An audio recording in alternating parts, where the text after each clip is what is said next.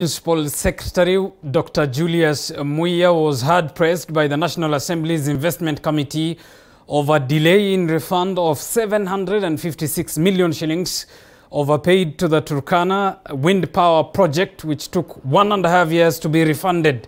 While appearing before the National Assembly's Public Investment Committee, Muia was put on the spot on who should bear the responsibility over the delay on refund of the funds to the government on the multi-billion project, which saw Kenyans bear high cost of power.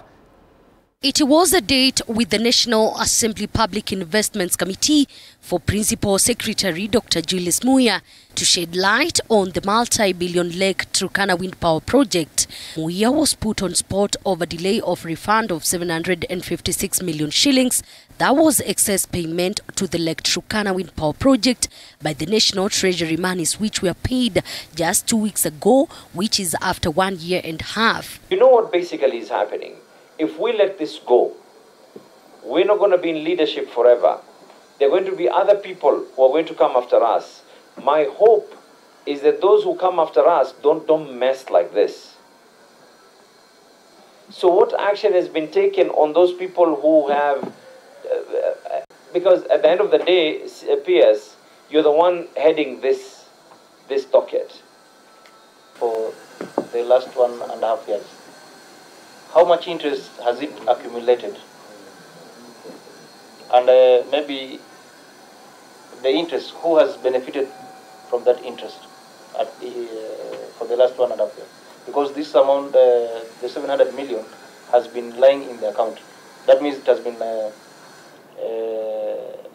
accumulating some interest. So in the organization of government, a process of refund is domiciled in the office of that respective accounting officer.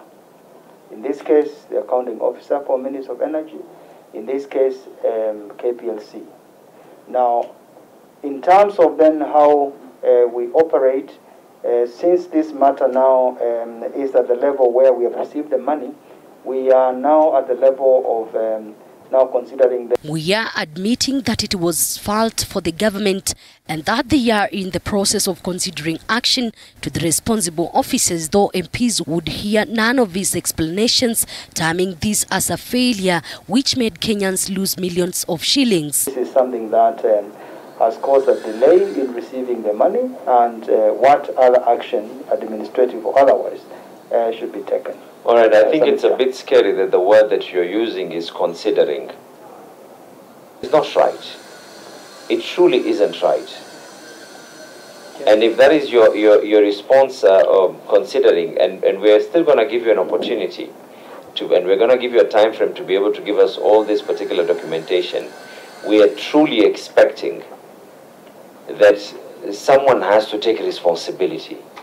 MPs blaming the institutions for the increment of tariffs to cater for the project, which was not completed by Isolax Limited Company. The company awarded the tender for the project and failed to deliver, forcing another company to take over the multi-billion project at the expense of Kenyans. For argument's sake, we were aggressive enough. If we can hire Kenyans who are aggressive enough, and these Kenyans say that we are going to make sure that whatever is due to the Kenyans is payable back to the Kenyans. By now, what would have been most ideal is a renegotiation of that deemed energy. For the amended LOS. So the clauses generally do provide that any amount, in the case of PPA termination or deemed generated energy payments, agreed or determined pursuant to the agreements, that is the PPA and the LOS, shall bear an interest at the default rate from due date until payment. So far, no payment of interest has been made, as a mixture.